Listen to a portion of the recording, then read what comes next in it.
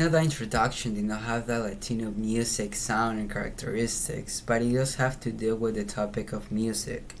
You that you're watching this video might have heard the song I just played, even though if you don't like the genre of rock or you're not into those type of bands or things, you might know it because it's really famous. But have you ever thought of how it got that famous? Let me put you into a situation like this. Has it ever happened that you're in a car, in a bus, maybe the mall, and a song comes on the radio, even though it might not be in your language, you know the song?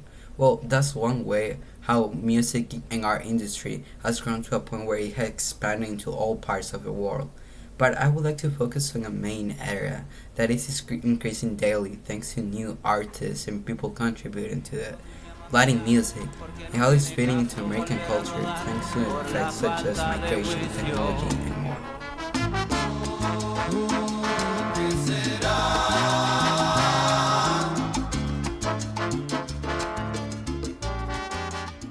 Any event, everything starts onwards. The genre known as rock was generated in the United States in the 1950s. It was a combination of rhythms such as blues and country music that ended up creating what we know today as rock and roll. Over the years, it became something so viral and popular that it was heard even in Latin America, which led to the creation of what is known as Latin rock, starting in Mexico by one of its pioneers, Richie Valens.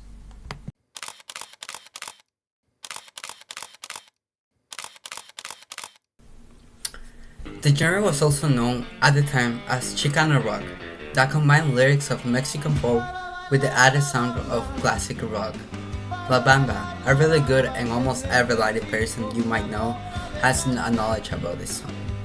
The start of this song evolved to a Latin rock, a genre that from my experience has been a really great influence on my personality. This combination of American song but with the lyrics in Spanish was something incredible to listen. But that was not the only influence that came from the United States, because we have different genres that were mixed, like just to mention a few: jazz, hip hop, grunge, and rap, which became really popular in South American Caribbean countries, that led to new genres and combinations.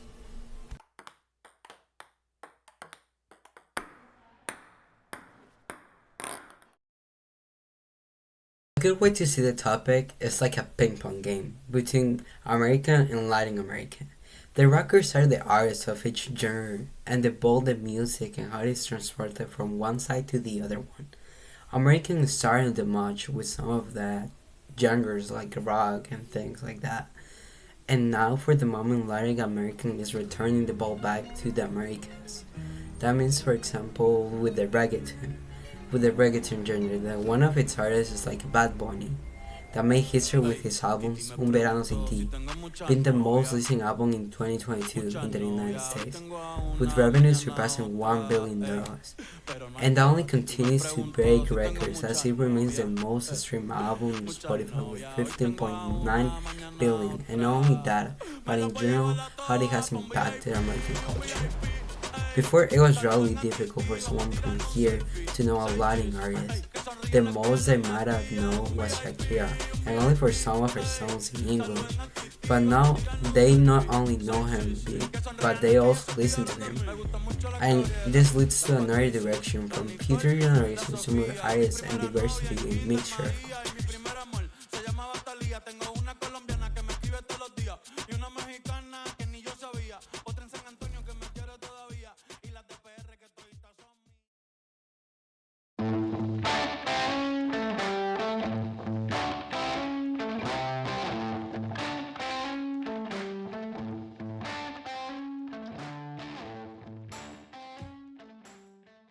Theodore Roosevelt and Leonard Wood played a big role in the conversion of Cuba that ended up contributing to something that I didn't know we could connect: music and culture with war. After these events, Americans gave attention to Cuban music artists, and also resulted as a path to take Puerto Rico as an American territory, which gave the possibility for immigration to be easier for Puerto Ricans and provided a rich culture to USA, mainly New York City. And if you didn't know, Bad Bunny is from Puerto Rico. That gives us the idea of universalism and multiculturalism between culture and genres of the music industry.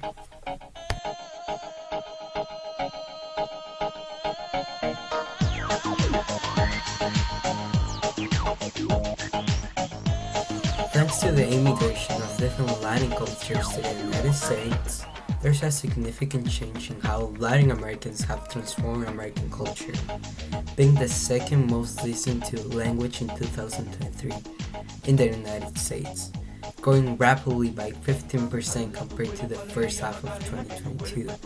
Immigration to this country has not only brought music but also an entire culture, different type of culinary arts, and also language that is increasingly becoming part of the lexicon in the United States. Music had a great impact because not only Bad Bunny has made history, but other artists like Karol G, some older ones like Daddy Yankee, Becky G, Luis Fonsi, and more. Also, for example, from Spain, we can also have La Rosalía.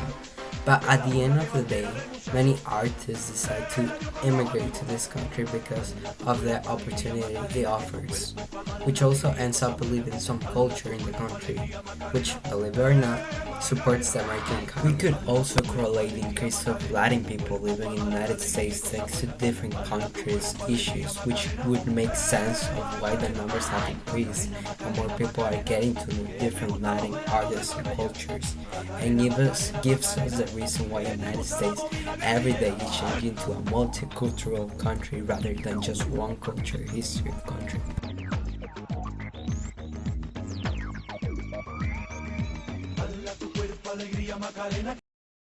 The National Association of Latino Arts and Culture, or most known as NALAC, is the nation's primary non-profit organization exclusively dedicated to the Latino arts field. Since 1989, NALAC has delivered programs to help and support to maintain the U.S. Latino arts and cultures with different options like funding, research, and training, and more. The nonprofit organization consists of multi-ethnic communities and includes a large number of Latino artists located in urban and rural communities. They work by helping educationally and economically in order to strengthen arts excellence, trying to teach and achieve different values like advocacy, equality, ethics, and empowerment.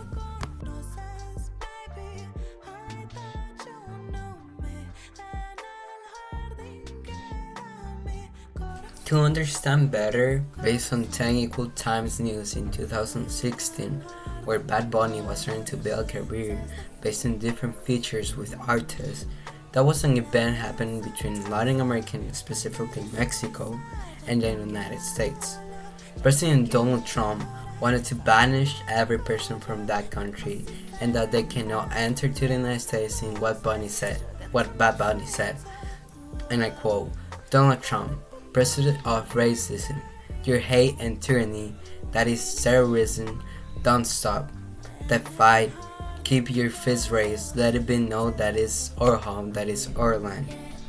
How good to give a perspective on how Latin artists can influence even the US elections, since there are many American Latinos living and having the right to vote. And believe it or not, the influence of Latin artists and what they can talk about a candidate to be president does affect elections. Not only, but it also in the influence with other cultures and organizations. For example, the support in Black Lives Matter also gives us a good face to the public and supports the Latino area, since both have different stories and have suffered some type of rejection or action justified, which leads to a type of connection due to the similarity of the stories that ends up connecting cultures, and probably without the immigration and globalization of music transmitted in feelings that cannot be connected.